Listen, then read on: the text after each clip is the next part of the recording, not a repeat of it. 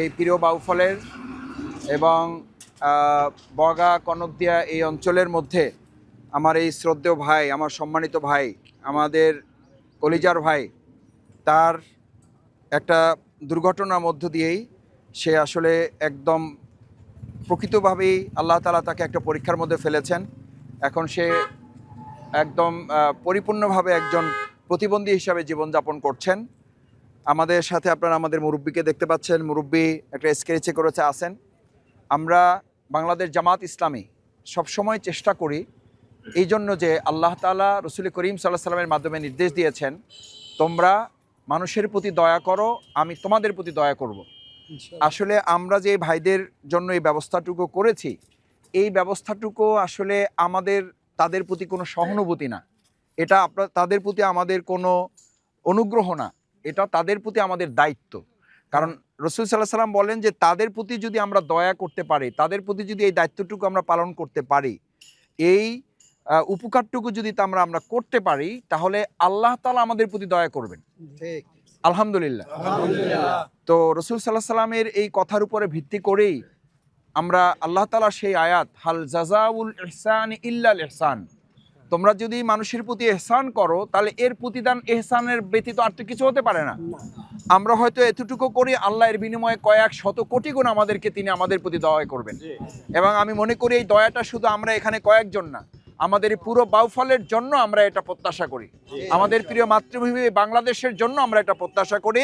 আল্লাহ আমাদের এই প্রিয় বাউফলের প্রতি তিনি যেন দয়া করেন, আল্লাহ যেন আমাদের প্রিয় বগার প্রতি দয়া করেন, আল্লাহ যেন এই প্রিয় আমাদের এই কায়নাবাসীর উপর দয়া করেন, আমাদের এই কনকদিয়ার উপরে, বীরবাসার উপরে, আমাদের এই যে এলাকার উপরে যিনি তিনি দয়া করেন। আর আমাদের যে ভাইটা কষ্ট করে আল্লাহ তাআলা তাকে যে হায়াত দিয়েছেন, এই হায়াতের বাকি জিন্দিগিটা যেন এই আমাদের যে হুইল চেয়ারটুকু আমরা চেষ্টা করে তাকে হাতে তুলে দিয়েছি, এটার মাধ্যমে যেন তার পুরো পরিবারটাকে পরিবার পরিচালনা আল্লাহ সহজ করে দেন, আল্লাহ যেন এর মাধ্যমে তাকে বরকতপূর্ণ করেন। এবং আমরা একই সাথে আমাদের এই মুরব্বীরা সহ আমরা এখানে যতটুকু চেষ্টা করেছি, এই চেষ্টার উপরে আমি আশা করব যে আমাদের দল মতের ঊর্ধ্বে উঠে বাউফলে যারা যেখানে বিত্তশালী আছেন, আল্লাহ যাদেরকে একটু সামর্থ্য দিয়েছেন, আরে ভাই আমাকে তো আল্লাহ এইটুকু দিয়েছেন, এটা আল্লাহর দয়া, আমার প্রতি দয়া করেছেন আল্লাহ।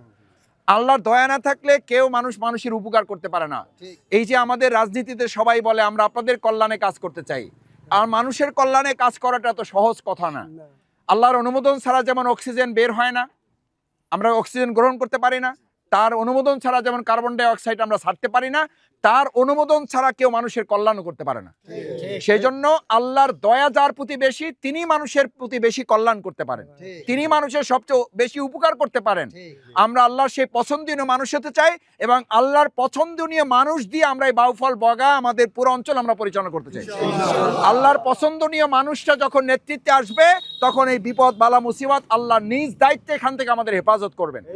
এটা কোরআনের ঘোষণা, ওমাইয়াত্তাকিল্লাহ ইয়াজআল্লাহু মাখরাজান, যখন তোমরা আল্লাহওয়ালা মানুষ দিয়ে সমাজ রাষ্ট্র পরিচালনা করবা, আমি তোমাদের সমস্ত বিপদ থেকে আমি তোমাদেরকে মুক্ত করে দেবো। সুবহানাল্লাহ। ওয়াইয়ারযুকহু মিন হাইসু লা ইয়াহতাসিব, তোমাদের গমের জন্য, তোমাদের চাকরির জন্য, তোমাদের টিসিবির জন্য, বিসিএফ কার্ডের জন্য, টিউবওয়েলের জন্য তোমাদের নেতাদের পিছনে ঘুরতে হবে না, আমি আল্লাহ নিজে তোমাদের সমস্ত কিছুর ব্যবস্থা করে দেবো। সুবহানাল্লাহ। আমি আপনাদের কাছে আজ অনুরোধ করি, আসুন আমরা আমাদের প্রিয় বাউফল সহ গোটা বাংলাদেশে আমরা আল্লাহওয়ালা, আল্লাহর পছন্দনীয়, আল্লাহর দয়া যাদের উপর আছে, আল্লাহর অনুগ্রহ যাদের উপর আছে, এরকম কিছু নেতৃত্বকে দিয়ে আমরা বাংলাদেশকে, আমাদের নতুন যে স্বাধীন বাংলাদেশ, এটাকে যদি ঢেলে সাজাতে পারি, সমস্ত দুঃখ দুর্দশা থেকে আল্লাহ আমাদেরকে হেফাজত করবেন। আল্লাহ তাআলা জমিনকে এবং আসমানকে বলেছেন আমি বরকতের দরজা খুলে দেবো। সুবহানাল্লাহ। ভাই আল্লাহ তাআলা যদি জমিন এবং আসমানের বরকতের দরজা খুলে দেয়, তাহলে আমাদেরকে চেয়ারম্যানের কাছে ধর্ণা ধরা লাগবে? আল্লাহ আসমান এবং জমিনের বরকতের দরজা খুলে দিলে কি মেম্বার সাহেবের কাছে ধরজা ধরা লাগবে? আল্লাহ আসমান এবং জমিনের বরকতের দরজা খুলে দিলে কি এমপি সাহেবের পিছে ঘোরা লাগবে? এমপি সাহেব জনগণের পিছে ঘুরবে ইনশাআল্লাহ। জনগণ এমপির নির্দেশে চলবে না, বরং আমাদের দেশে, আমাদের বাংলাদেশে, আমাদের এই বাউফলে আমরা এমন নেতৃত্ব তৈরি করব যারা শাসক হবে না, যারা সেবক হবে ইনশাআল্লাহ। আমি মুরব্বীর কাছে দোয়া চাই, আমাদের মুরব্বীর কাছে দোয়া চাই, আল্লাহ তাআলা যেন এটার উসিলায় আমাদের বাউফলকে কবুল করেন, সেই প্রত্যাশা ব্যক্ত করে আপনাদের সকলকে, যারা এই আয়োজন করেছেন, যারা এই সুন্দর উদ্যোগ নিয়েছেন বাংলাদেশ জামাত ইসলামী বাউফল উপজেলা সংগঠনের জন্য, আপনারা সবাই দোয়া করবেন যেন এই বাউফলের মাধ্যমে গোটা বাংলাদেশে একটা সৎযোগ্য দক্ষ নেতৃত্বের মধ্য দিয়ে আল্লাহর জমিনে আল্লাহর আইনের মাধ্যমে আমাদের কলিজার টুকরা সন্তানেরা জীবন রেখে যে নতুন বাংলাদেশ নিয়ে এসে তারা স্লোগান তুলেছিল, উই ওয়ান্ট জাস্টিস, ন্যায় বিচার, ন্যায় শাসনের একটা বাংলাদেশ যেন আমরা কায়েম করতে পারি, আল্লাহ আমাদের তৌফিক দিন। আসসালামু আলাইকুম রহমতুল্লাহি ওয়া বারাকাতুহু। আপনি একটু দোয়া করে দেবেন আমাদের জন্য।